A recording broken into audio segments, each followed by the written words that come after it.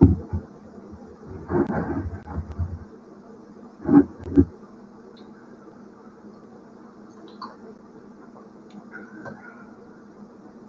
afternoon, everybody. Welcome to another episode of Psycho's Platters, always part of a coffee each and every time. That is, of course, the mighty Psycho promise. It'll always be that way as long as I'm breathing and drinking. Anywho, I know it's a Sunday afternoon.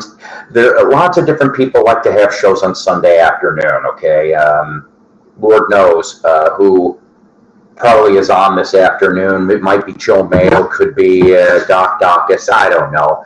But needless to say, I thought maybe that I would do this now. I just remembered 2 footballs on too, so this might not be a big crowd today. But you know what? You guys seem to do pretty good when you guys come in after the show's over and you rewatch it, and that's fine by me. So besides, today was a little bit more significant, if you will. The title of the episode is Care Bear Stare to the Boyzz and Orion. Now, I know you're like, oh, what the fuck? Obviously, you could see behind me.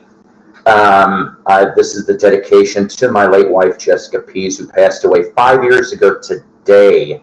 Yes, I cannot believe it's been 5 years. It does not feel like it's 5 years some days, you know. Sometimes it feels like it's a year or a few months. Other days it feels like it's longer. Okay, so anybody that has a loved one that has passed away. The 31st of January, by the way, also, we might as well dedicate this to my sister, Sarah, too, you know, because for her, it'll be 15 years ago since she passed away. So, but yeah, so that is what we are going, that's part of the equation anyway, part of the equation. So,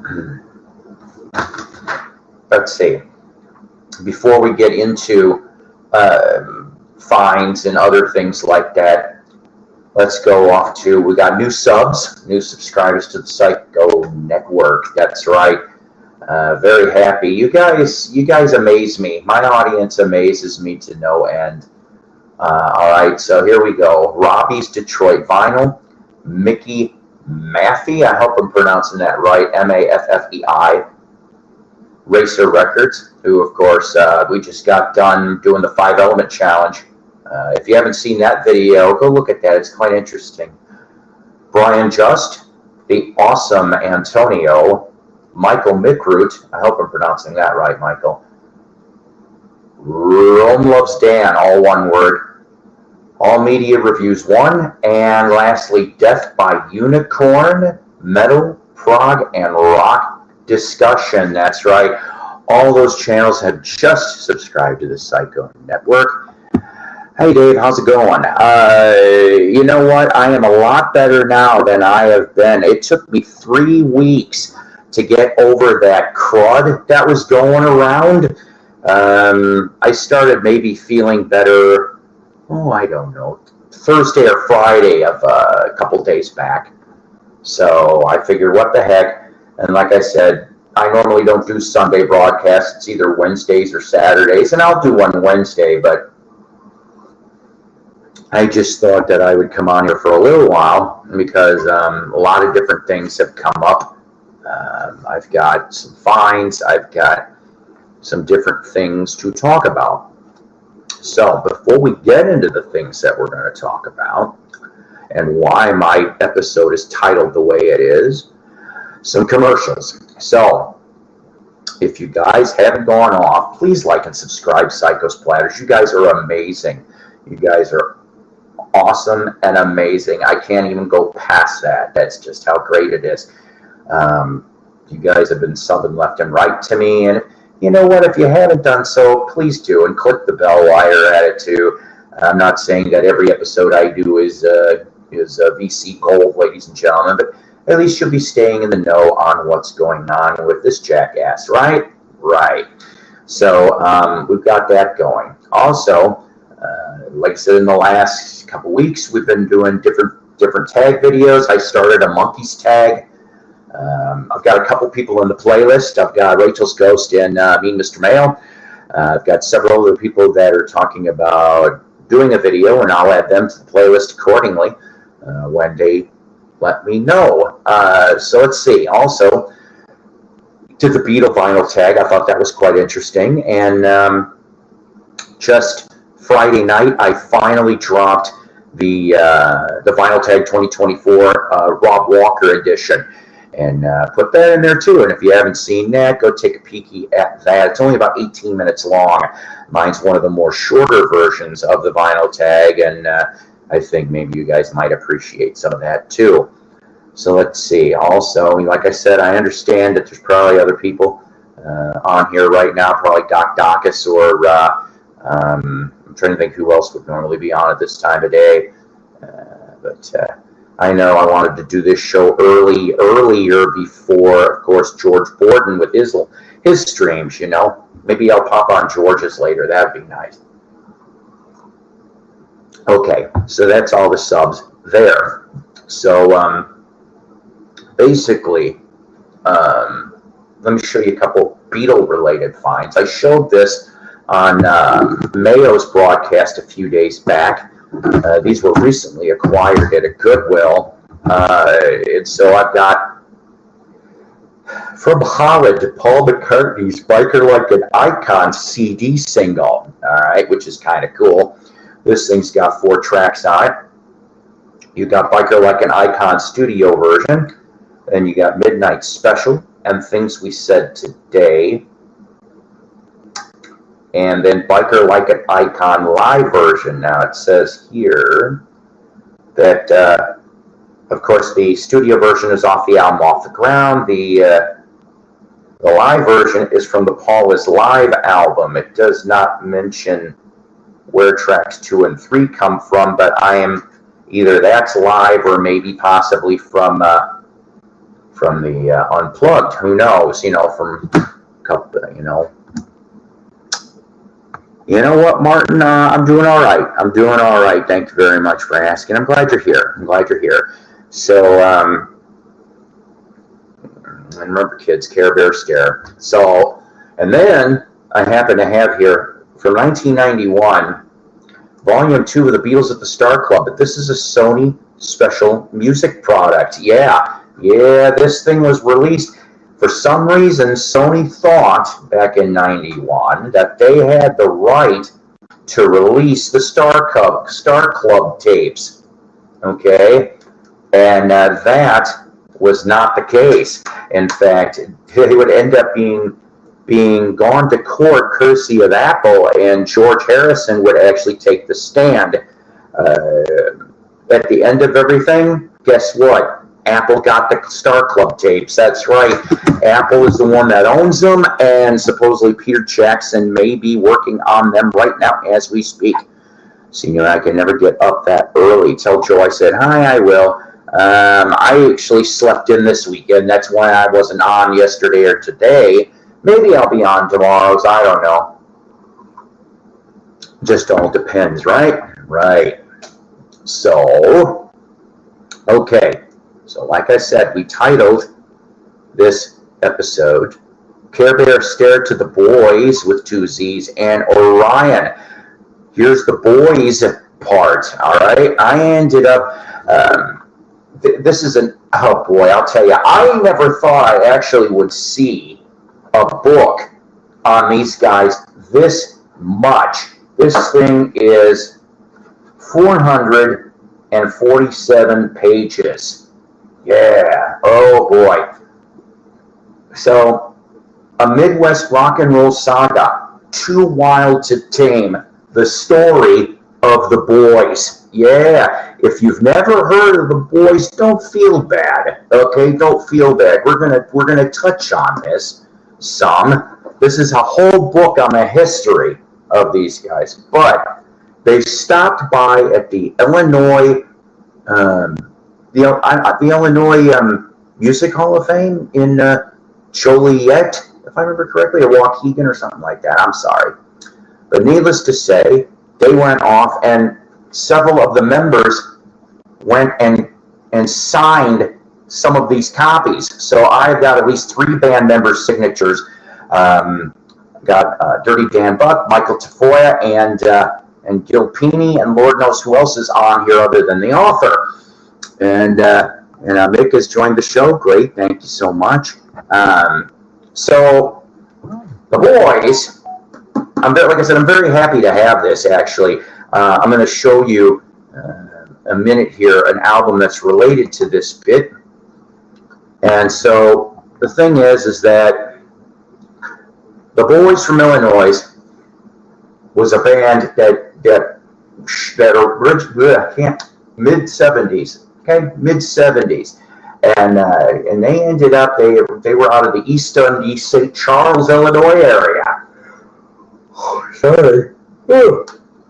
So, guess not having coffee yet. So the thing is that they end up getting signed by Epic Records. Yes, and they end up cutting 2 albums. The first one being Too Wild to Tame. The second one, which ended up being unreleased, was called Midwest Kids. Now, I haven't looked on YouTube. Maybe some of that second album, if I remember correctly, is 1980. The second album came out. All right, same lineup. And but then, they break up. Dirty Dan Buck goes off and has an album in 1982 on Atlantic called Dirt's Raiders, which I'm looking for that one too. But most of the other ones, the other members, go into the spin-off of the Pease. We talked about the Pease in the last episode or 2 here.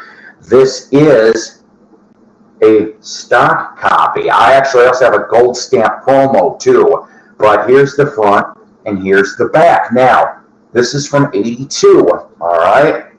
This one, by the way, signed by Mike Tafoya. But you also have in this band Tom Holland on lead guitar and vocals and harmonica, Mike Tafoya lead guitar, Anatoly Halinakovich, otherwise known as Anthony Hall. All right, he was a member of the Boyzz.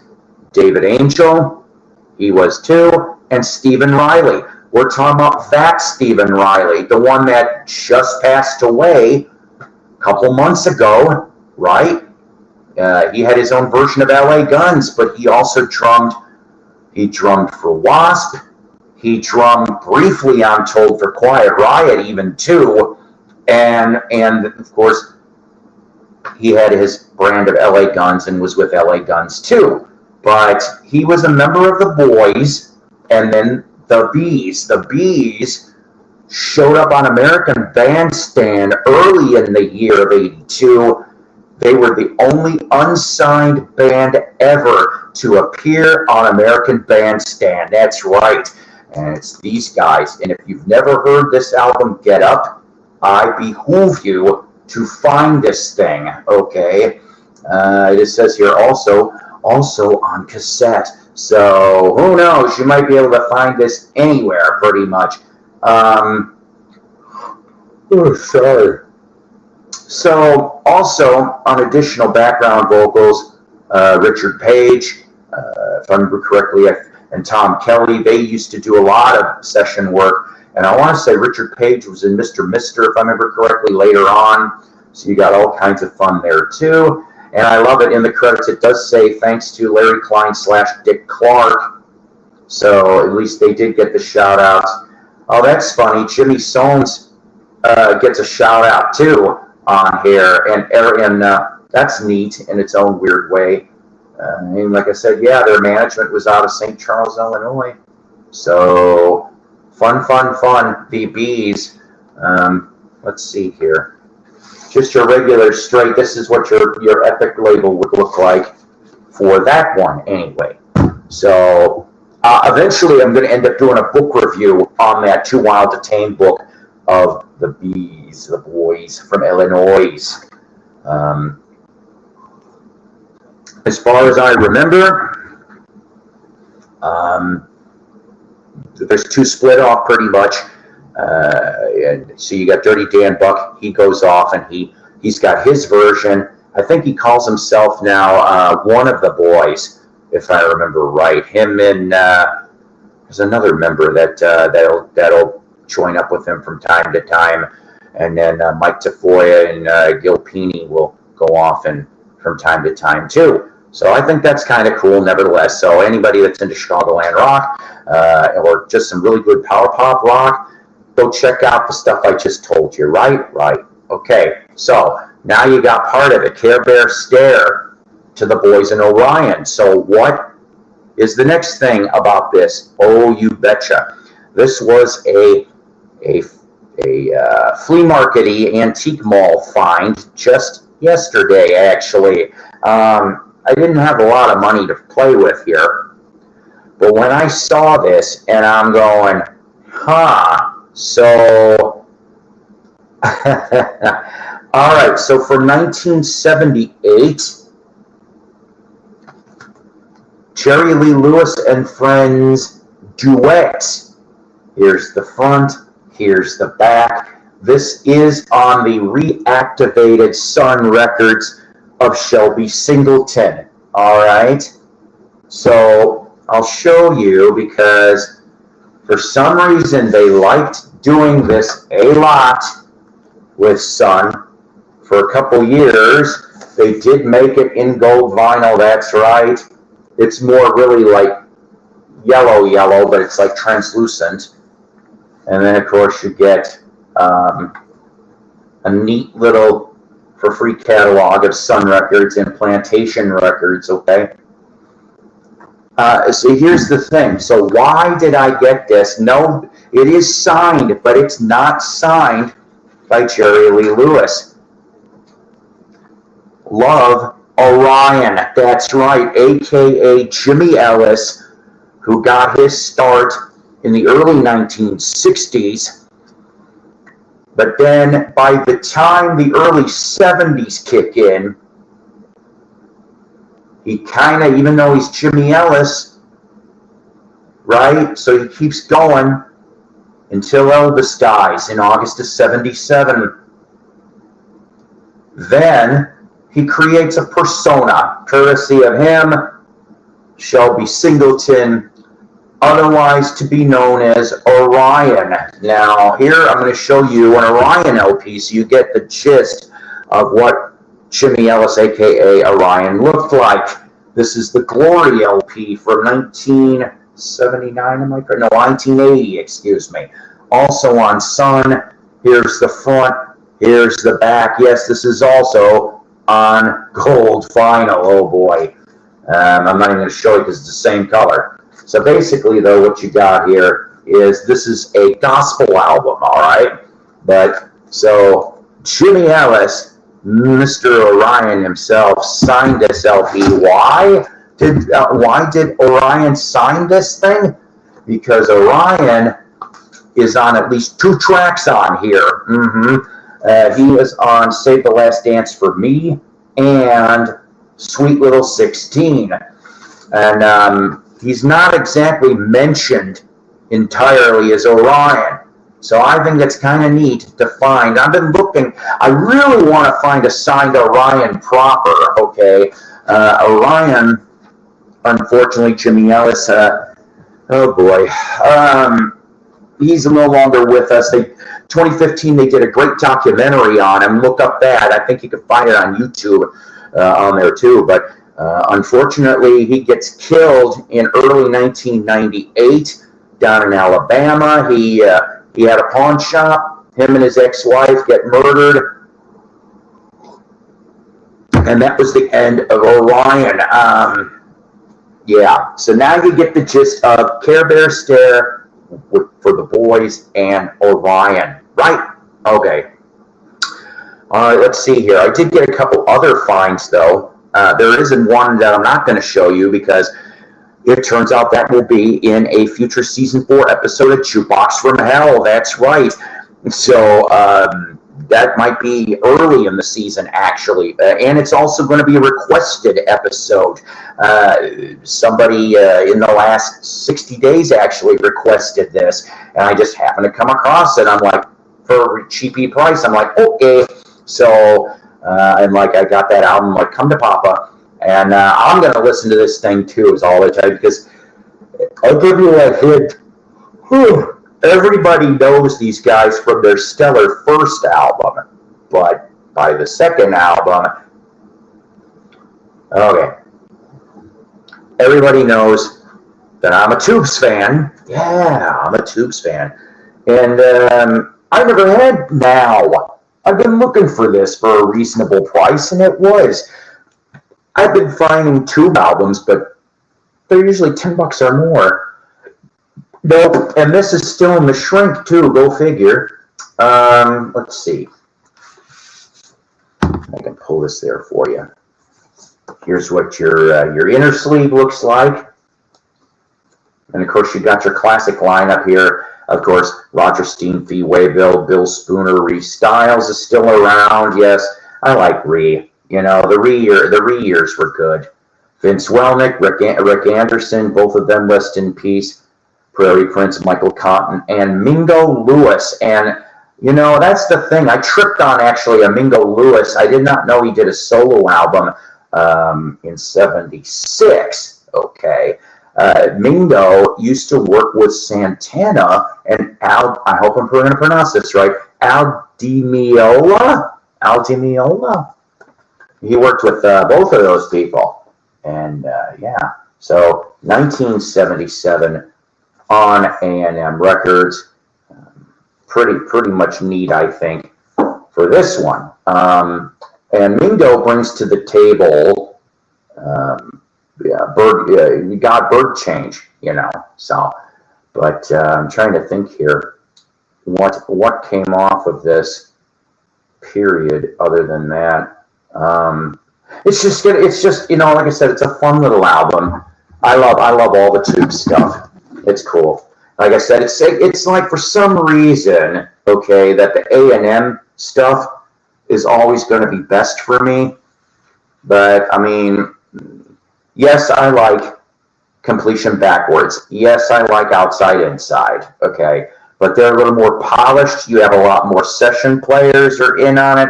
There's less tubage, if you will, it seems like, on those two LPs. There was Bones of Contention for a while on those, and then Love Bomb, which we've already discussed about Love Bomb on Shootbox from Hell Season 2, and what was going on with that. So, all right. And then I got another one here. And, you know, I've heard of this band, but I've never come across, anything until now. This one, of course, looks a little cheesy, but I don't care. This here is from, if I remember correctly, 1986. Raven, the pack is back. That's right. Here's the front. Here's the back. This is on Atlantic. So, and let's see. The Uptown Horns actually make a guest appearance, too, on here. And Eddie Kramer, who ended up producing this sucker, he shows up on piano on a track, too. Go also figure. This came in a clear poly sleeve, but here's your Atlantic. I can't wait to listen to this. I think this will be fun anyway.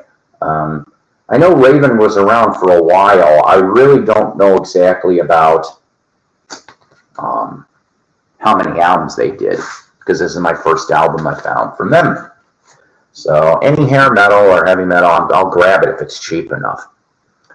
Oh yeah, also, before I forget, I don't know why I didn't have this written down, but also this episode, other than dedicated to my wife, my late wife Jessica, and my late sister Sarah, Mary Weiss, of course. Mary Weiss was a member of the Shangri-Las. Yes, she was one of the singers for that band. And, you know, I like girl group stuff. I do.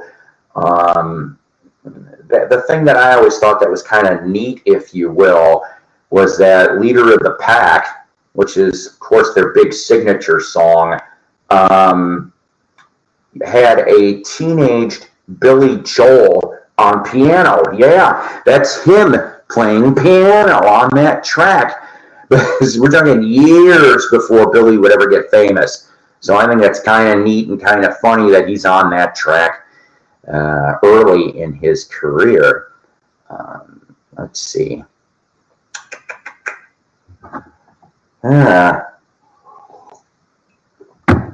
Okay. Also, I got this was given to me. The new AARP's got Ringo. It's called Ringo on the cover, yes. You know, this year he'll be 84 years old in July. 84. Can you imagine that? There's about a 3-page interview in here. Let's see if I can show you a picture. They also do talk about other music type stuff. Well, here's a nice one. One of his quotes here, I'm 99% broccoli. The audience now have posters, peace, love, broccoli. I don't get it, but there's a picture of him there too. But yeah, the new issue of AARP. If you don't get it already, go find it. That'll make sense. Oh, and a little thing here, music and memory. Can the songs of your youth help protect our brains? Yeah, that's another one here too. So, yep. On that. Another thing that I wanted to mention. So I'm almost done with this book, but I really was kind of surprised a little by the names that are thrown around in here, justifiably. I am not a big fan of Kate Bush, okay? Maybe I should just try to re-listen again. I remember in the early years of MTV, that's how I found out about her, because I didn't know about her in the late 70s. It was the early 80s. I remember Wuthering Heights and Man with the Child in His Eyes and Hounds of Love. There might be a couple other ones, but there's a lot of interesting little stories here, okay? Like, she has got... David Bowie gets mentioned in this book a couple times. David Gilmour from Pink Floyd gets mentioned a couple times. And actually, David's Unicorn is one of the bands he worked with. And so, like, early on for production type stuff, like demos, he ended up working with Kate and Unicorn. I think it was on 2 or 3 tracks, so I think that's kind of cool that he's on there. And then, believe it or not, Prince also is another one that gets tied. So you got Bowie and Gilmour and Prince all attached to Kate Bush one way or another.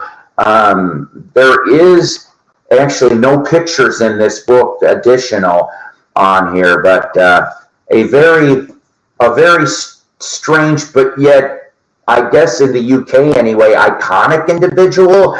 She sold more in England than she did here. Hounds of Love actually was the first charter, if I remember correctly. It got to the top 30. Kate has visited this area a lot. My cat knows her well.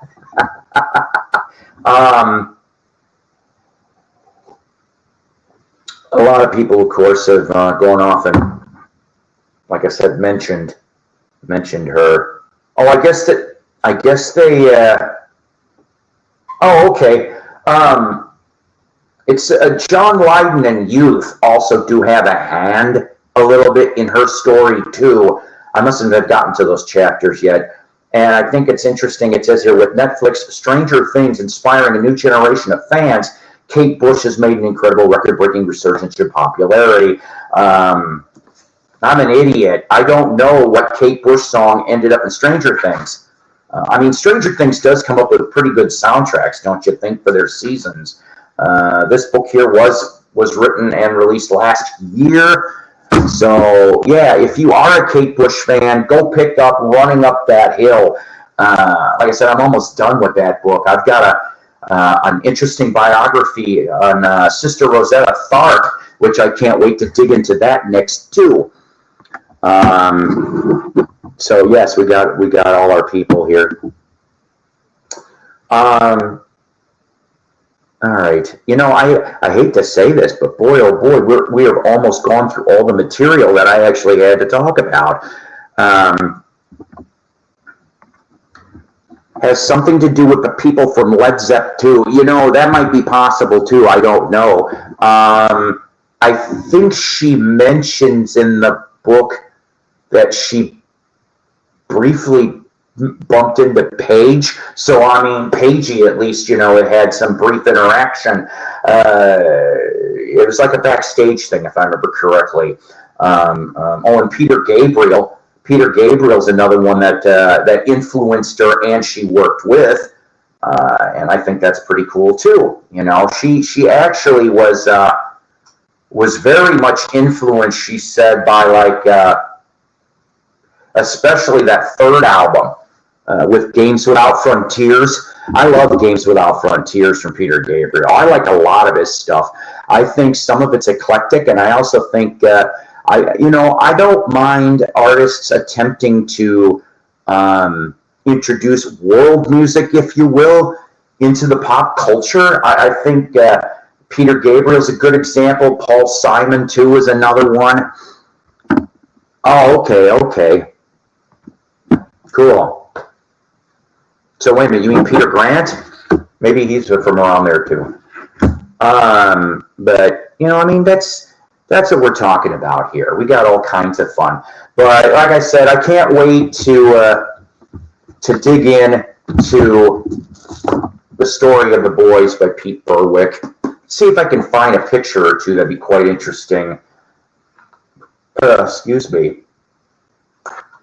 Oh, I guess, yeah, all right. Let's see here. Oh, wow. Okay. So this is for the cover shoot for Too Wild to Tame, but this is the back cover.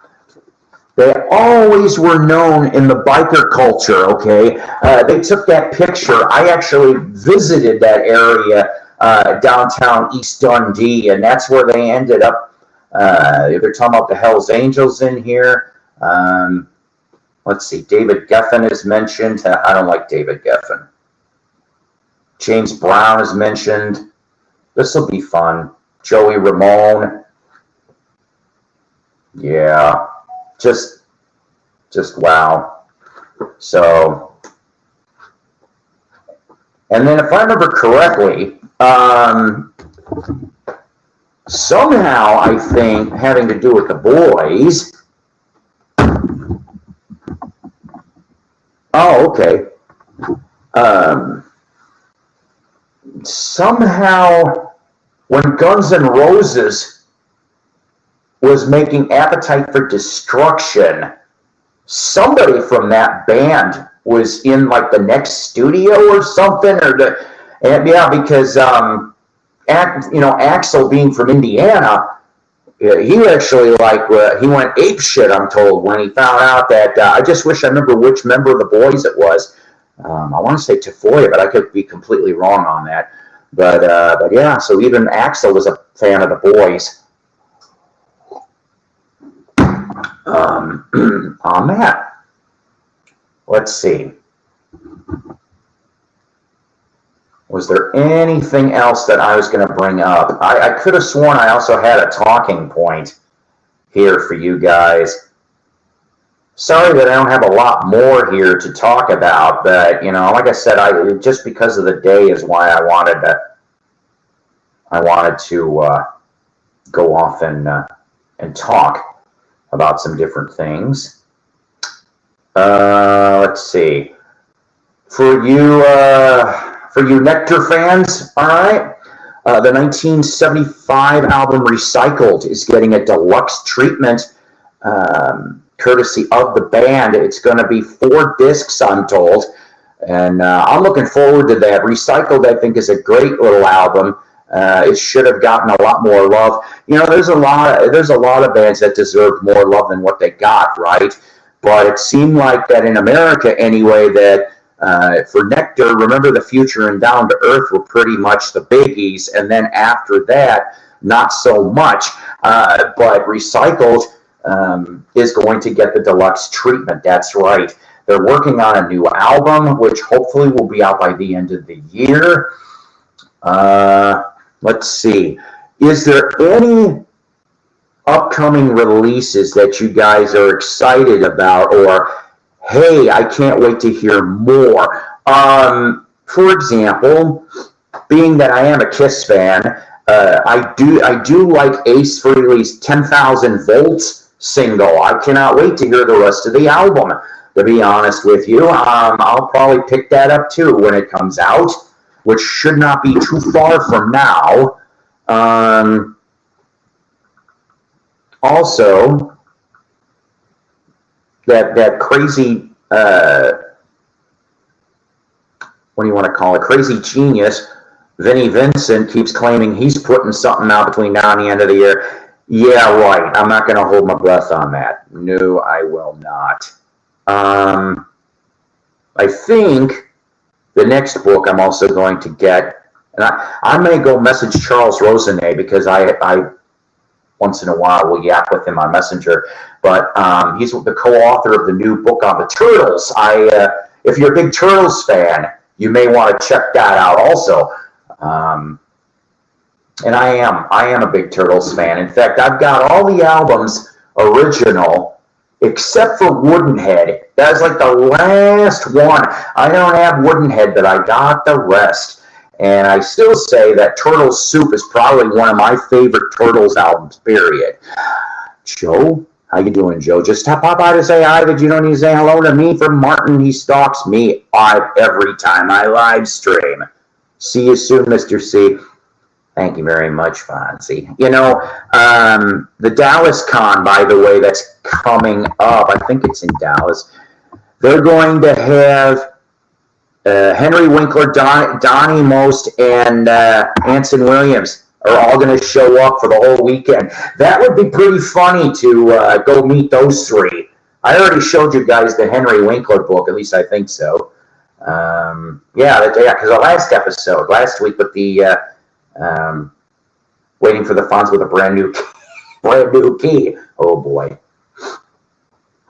Yep. So, Melanie last week, Mary Weiss from the Shangri-Las this week. Oh boy, I'm gonna get some more coffee. Don't go anywhere. Take a look at my Care Bear curtain. This is one you guys never saw, or at least you haven't seen it while I've been doing these shows in this place. Because I usually use the other one. I thought I would make things a little different today.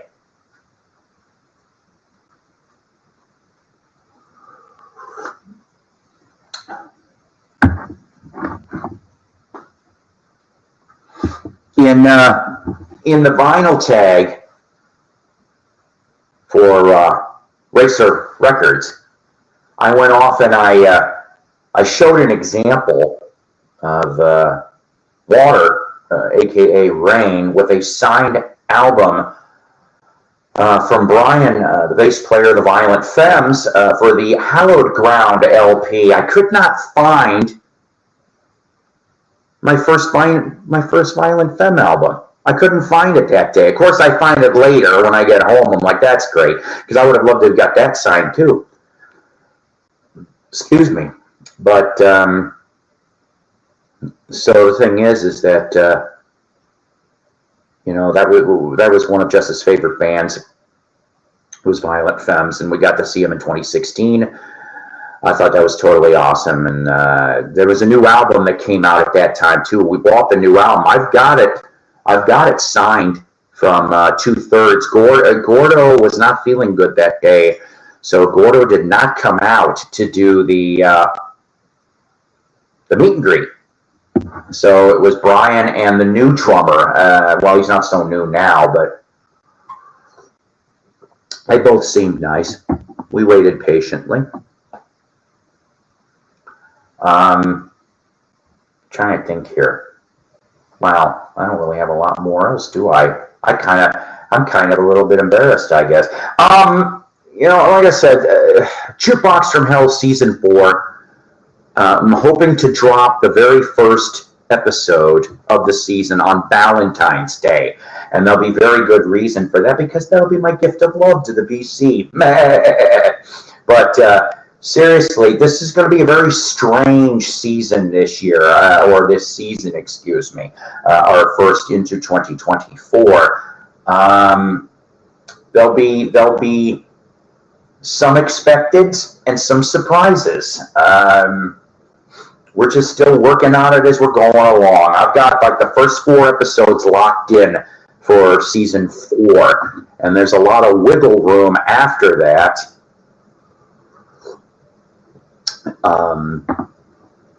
So that if anybody's got a request that they'd like me to review for Jukebox from Hell, I will gladly do it.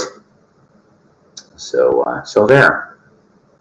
All right, guys. I'm trying to remember if there was anything else that I was going to talk to you guys about, but for the life of me, there is a music fest coming. They did announce that it's going to be in August, in late August. Let's see if maybe I can pull the lineup for you. I mean, I know August is a long way away, right? But I think I'm going to go in. I'm going to go in for this, and I know that some of you people are going to roll your eyes, and go, well, why, psycho? Because these bands are parts of bands, and I'll admit you're right on that. But you know, these are 80s bands. You're talking 35 to 40 years later. These people have died off. You know, what are you supposed to do about that? So yeah, Retromania is the name of this thing, and oh god, it's 5 days. 5 days. 11 national bands, 1 national comedian, 2 80s cover bands, and 9 included Branson attractions. Oh, that's funny. Yeah, they think I'm going to go off it. It says starting at $599, as in $599. No, I don't think so. I don't need to go through that's because there's a whole bunch of stuff attached to it. So I know it doesn't cost $599. I'll find out. But here's your lineup though for that Retrofest. So Vince Neil, oh boy, that makes me nervous already, right? Right. Bobby Brown, yeah, that Bobby Brown, new addition. Night Ranger, which of course is 3 original members, and Casey and the Sunshine Band. Cinderella's Tom Kiefer Band, that's right, so the lead singer of Cinderella. Starship with Mickey Thomas, which we met Starship about 5-6 years ago. Lou Gramm, the singer of Foreigner. You betcha, I would love to see Lou Gramm. Steve Pearcy, of course, the singer of Rat. And Quiet Riot, which I get a little confused on this one. I think Rudy Sarzo is still in the band now. I don't know. I'll have to look at that. And then Jesus Jones, of all people. So right here, right now, you could actually, and then there'll also be another band to be announced, and Pauly Shore will be there. That's right, the Whistle, and 2 80s cover bands, Members Only being the one that's kind of more well-known, if you will. And then, yeah, the Dirty Saints is the other one. So, yeah. Just all different kinds of stuff for the Retromania live at Branson, Missouri in late August. So maybe I won't be able to get to all of it all that week, but I do want to take several days off, so maybe I can at least catch a day or 2. Lord knows, you know, I think it'd be fun. If anything, it'd be fun. But I don't know. What do you think about this, huh?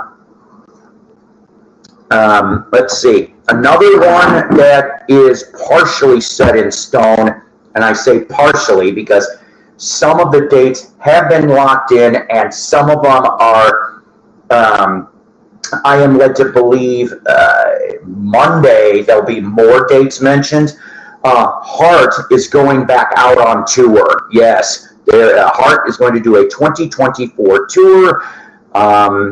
And for some of the dates, I think it's only 3 of the dates, and Cleveland's one of them, by the way, I can tell you that much. The Journey tour, so Journey, Toto, and Heart is going to be there. That's going to be really weird but cool, mind you. I've never seen Heart. I would have loved to have seen him back in the 70s, hell, even the early 80s, you know. But yeah, I guess they need the money, huh? Either that, or maybe they finally patched up things. That would be nice, because I only know some of that story, you know. It's just a weird story in general. I'll tell you what's even more of a weirder story, and it is not music related. And you guys know how much I love wrestling. Yeah, we're gonna touch on this for a minute or two, okay? Oh boy, the whole Vinnie Mac thing, the whole Vincent McMahon WWF/WWE. Excuse me. I don't know, guys. Here's the thing. I have been watching wrestling since the early 80s, okay? Seriously, since the early 80s. Oh yeah. Oh, you betcha. Like I said, we're gonna end up talking some more here. Yeah, fun. Are we talking Cleveland, Fun City? So, or what I'm going to talk about. So the thing is, and we have to stress the word allegations, because I don't want to get sued, and I don't want YouTube taking me down for something or whatever. This is all alleged. Okay, I cannot go any better than that. But there was different adult crimes, adult assaults, pretty disgusting stuff, some of this, including some Scheiser stuff. If you know your German, you're going to know what that means. But I'm like, just very disgusting, okay? Vinny, I don't understand how. You know, here's the thing, okay? If this is a prime example, a textbook example of money, lots of money, and power, and what it will do to corrupt a soul, or many souls for that matter, because he had it all. He had it all. He was king of the mountain, if you will, in professional wrestling / sports entertainment. Whether you like the product or not, the man knew what he was doing at that time. He was an aggressive shark. That is how territory wrestling, most of it got killed. Thank God at least WCW and ECW to an extent was still around. Yep, favors. And yeah, men with power often abuse it. Yep, that's exactly right. And one of the things, there's a really good book. Now, this got released last year, though, okay? So it's obviously not going to be up to date, but try to go look for the book on Vince. There is one, and they did do some homework here, okay? Yes, that's true. That is absolutely true. And we do have some that allegedly were involved, a.k.a. Trish Stratus. For one I can think of, I heard another one, believe it or not, and I kind of felt bad for her because I liked her. But there is an incident that's mentioned in that Vinny book about sensational Sherry Martel, and I always liked her. Listen, I'll tell you, I thought she was hot. Okay, I don't care what you guys think. I thought as far as for wrestling women were concerned, I thought Sherry was hot, and I thought China, of course, was hot. Not in the early days of China, but like, later on, I think she was hot. There was other women, of course, that tried. Sable, to me, I never cared for. I thought she was a no-talent hack. I still think she's a no-talent hack. And Vince McMahon, everyone adored her. Everyone. Now, Vinny isn't the only one that is mentioned in this suit. There is another person, allegedly John Laurentis, a.k.a. Johnny Ace. Yes, he was a former wrestler in the 80s and 90s. Allegedly was also in these activities too, along with other people. Now, here was something that I thought was kind of weird. You get a lot of weird stuff in Secession, okay, that I still don't know a lot of the facts, but we're going to throw some of it out anyway. Well, that's okay, I never fancied him, oh boy. No, if you saw the Playboy pictorial or the porn, yeah, I saw the porn. I also saw Sunny's. Sunny was cute, but she was a brat. She was a spoiled brat is what Sunny was. And look what happened to her. Now she's in prison for 17 years. That's a fact for now. I used to like Sunny till I found out those things, and I'm like, no, anyways.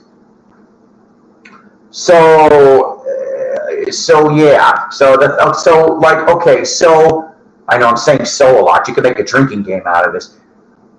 A few days before the allegations became public, if you will,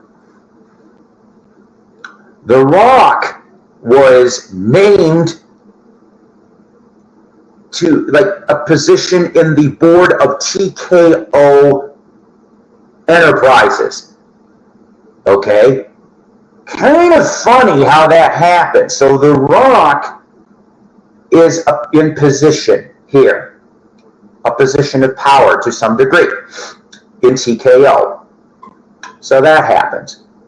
Then you get the Vinnie Mac stuff that gets dropped, and the bombshell, everybody, blah, blah, blah, blah, blah. Another part here, which remains a little unclear, just a little, involves Brock Lesnar, allegedly. Okay, now, I don't know how you felt about Brock Lesnar if you're a wrestling fan, or I think he even tried to be in UFC too as well, okay, so I'm not a big UFC person anyway, although I do think some people from UFC ended up being pretty good wrestlers. Dan Severn, the Beast, and Stephen Blackman, I thought were excellent. When they underutilized Blackman, I'll tell you that right now. I was not a big fan of Ken Shamrock. Okay, I tried. I don't know what it is. He just gave off asshole vibe.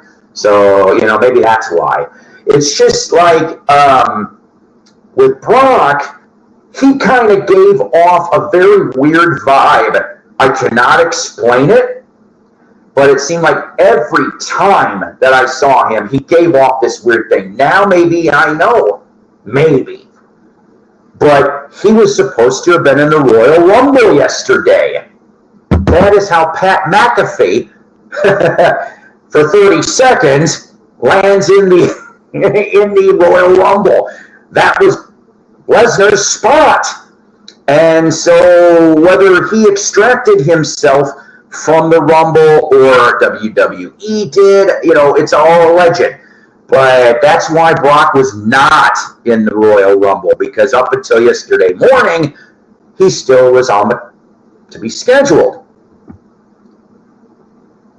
Oh boy. And speaking of Stephanie, I am hearing some very weird whispers. Is Stephanie coming back? Stephanie might be coming back, is the weird whispers I heard. Oh boy. And Shane, that's another thing too, right? I give Shane a few bonus points here. I've kind of now, even though I never really liked Shane to begin with, at least based on the things that I'm hearing, Shane attempted to try to stop his dad from the alleged behavior. And in fact, though Vinny wanted Shane allegedly in on the behavior, Shane was not going to have anything of it. And so I give kudos to Shane McMahon for that, for not doing this stuff and trying to stop Daddy. But obviously, who won Rumble? Oh boy, are you guys going to be mad because I mean, you guys had 24 hours, I think. So let me tell you who your final four were, okay? So you had Cody Rhodes, CM Punk, Drew McIntyre, and Gunter. Okay, so that was your final four. All right. So Drew gets thrown out. Now you got three. Gunter gets thrown out. Now you've got Punk and Rhodes. Ladies and gentlemen, Cody Rhodes won Royal Rumble last night. I also liked the brief Jimmy J. Uso interaction. I thought that was pretty cool. I like the Usos. The bloodline, I'll tell you what I am sick of. Roman won again. Okay, fine, I get it. Roman's not going to drop the title to WrestleMania, okay? We know it's going to happen. Well, 99%. There's many factors as to why they're saying that 99% he is going to drop it at WrestleMania. So, because I'm kind of sick of seeing Roman. Sorry, I just am. I don't know what you guys feel about the tribal chief, but it's like I'm sick of seeing him. I'm sick of, or at least I'm sick of seeing him be a champion. Okay, sure, he broke a record. Fine, he did. Congrats, Seth Rollins too. I like Seth. I got no problem with Seth. But yeah, I've been watching AEW too. It looks like Sting and Darby Allin are going to be in a tag team match. I don't know if that's going to be the match for March, Sting's last match. But it supposedly looks like it's going to be against the Young Bucks, which I'm like, I don't care who it's against. It's just, I don't know. I think that I still see Ric Flair is in their corner, but I have a sneaky feeling Flair's going to turn. He's going to turn and go heel real quick at the end. I'll be amazed if he doesn't do it in March against Sting. But who knows, I can't believe, Sting I always liked. He had a hell of a career. Going from Blade Runners with, Jim Hellwig, Ultimate Warrior, all the way up to now. I always liked him. I think still though, okay, fine. I like his crow getup. Okay, I just do.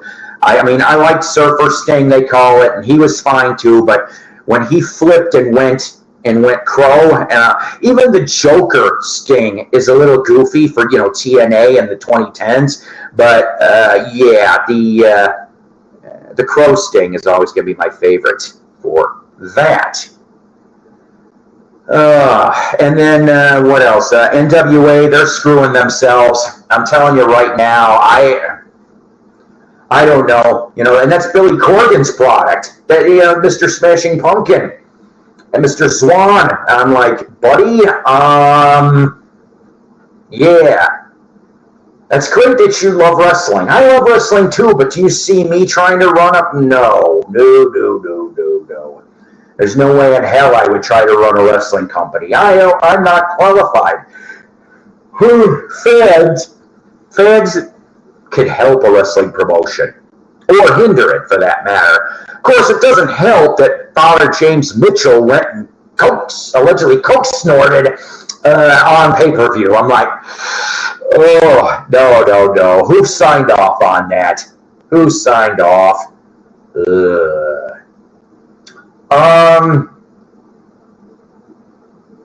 What else was I going to tell you? Oh, 2 weeks from now, if you're in Springfield, Missouri, or anywhere surrounding around that, There's going to be a bunch of fun people at the Comic-Con there. Kane's going to be there, the Big Red himself. I wish I could meet Kane. I would love to get a signed 8x10 and go torture him. Next week, Super Bowl Sunday, we're getting a nice big-ass match here. I said big-ass because I was so excited.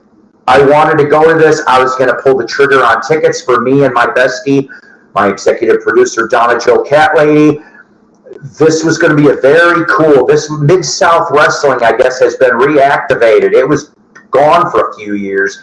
And they're going to be in Springdale, Arkansas on the 4th of February, and then 2 nights later in Little Rock. So if you are any Arkansans that are watching this, you may want to go check this out.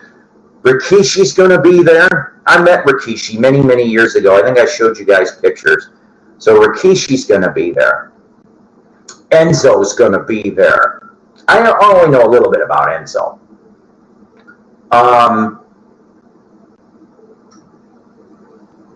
The Head Shrinkers.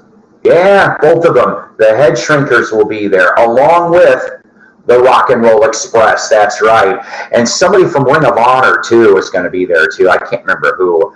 So that is actually next Sunday, and I really wish I could go, but, well, I work for retail, and my boss ain't letting anybody off because it's Super Bowl Sunday, and our sales will be through the roof, and, well, you know, yeah. So that saved me some money, I guess, for tickets. And then I went to a wrestling match last Saturday. Let me show you a picture. I'm about ready to almost wrap this up, but let me show you a picture of an up-and-comer. This guy originally started out in Mississippi, and